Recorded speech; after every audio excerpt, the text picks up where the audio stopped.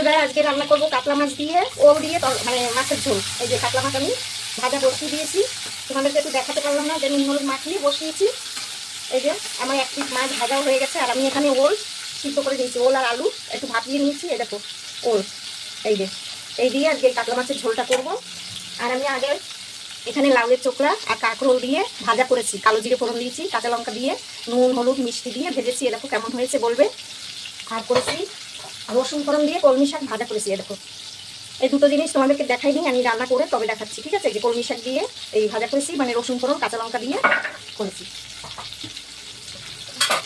এই দুটো ভাজা কেমন লাগলো সেটাও জানাবে। আর আমি এই ওল দিয়ে আজকে মাছের ঝোল করবো, কাতলা মাছের ঝোল। মাছটা প্রায় ভাজা হয়ে গেছে, মাছটা আমার একদম ভাজা হয়ে গেছে। এবার আমি মাছটাকে তুলে দেবো, মাছটাকে তুলে দিচ্ছি। এরকম ওল দিয়ে কে কে মাছের ঝোল খেয়েছে জানাবে, ঠিক আছে?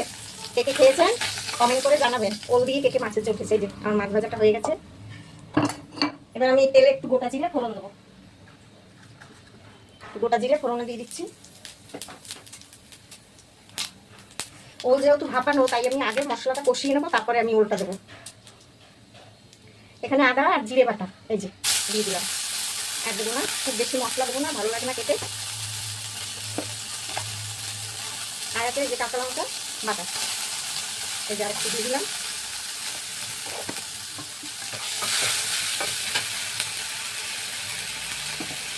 জল দিয়ে দিচ্ছি, জলটা দিলে কি মশলাটা না পুড়ে যাবে না, সুন্দর একটা কষানো হবে। আর আমি তেলটা সবসময় মানে বেশি তেল প্রথমে দিই না, কেন জানো তো উড়ে যায় তেলটা, তেলটা আমি সবসময় পরে দিই, তাহলে তেলটা উড়ে যায় না। এই যে এখন তেলটা দিয়ে দেবো।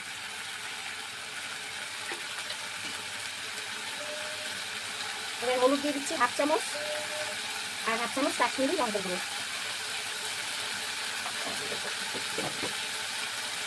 স্বাদ মতো নুন দিয়ে দিচ্ছি। এবার আমি এটাকে ভালো করে কষাবো। মশলাটা আমার একদম কষানো হয়ে গেছে, একদম তেল ছেড়ে দিয়েছি। এই যে তেল ছেড়ে দিচ্ছি একদম। এবার আমি এই আলু আর ওলটা আমি দিয়ে দেবো। এটা এবার একটু পরে কষাবো আবার, এটা কষানো হয়ে গেছে। আর ওল দিয়ে কে কে মাছের ঝোল খেয়েছো কমেন্ট করে জানাবে, ঠিক আছে? যেমন মাংস দিয়েও খাওয়া যায়, এই ওল দিয়েও মানে মাছের ঝোল খাওয়া যায়। কষানো একদম রেডি। এবার আমি জল ঢেলে দেবো, বেশি করে জল দিয়ে দিলাম। ওলটা সিদ্ধ হবে, আলু তো সিদ্ধ হয়ে গেছে, ওলটা একটু সিদ্ধ হবে। এটা যখন ফুটে উঠবে তখন আমি মাছটা দেবো, একটু ঢেকে। ঝোলটা আমার একদম ফুটে গেছে দেখো বন্ধুরা। এবার আমি মাছটা ঢেলে দেবো।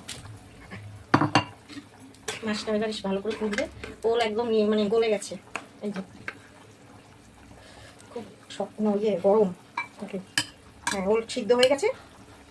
ওল কিন্তু আবার ঠান্ডা হলে শক্ত হয়ে যায়, সেই কারণে আরেকটু সিদ্ধ করবো, আরেকটু ঢাকা দিচ্ছি, আরেকটু সিদ্ধ হবে। ওলটা হয়ে গেছে আমার মাছের ঝোল, দেখো কি সুন্দর হয়েছে। ওল টোল একেবারে গলে গেছে, ওলটা খুব ভালো ওল দিয়েছে আমাদের সবজিওয়ালা, একদম গলে গেছে। আর এই মাছের ঝোল দিয়ে না এই ওলের তরকারি খেতে দারুণ লাগে। চিংড়ি মাছ দিয়েও খায়, কিন্তু কাতলা মাছ টাছ দিয়েও খাওয়া যায়, ছোটো যে কোনো মাছ টাছ দিয়ে এরকম ওল দিয়ে খাওয়া যায়।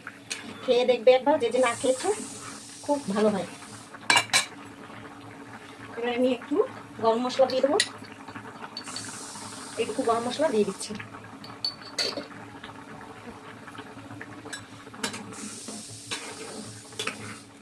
এবার আমি এটাকে নামিয়ে দেবো, গলে গেছে একেবারে।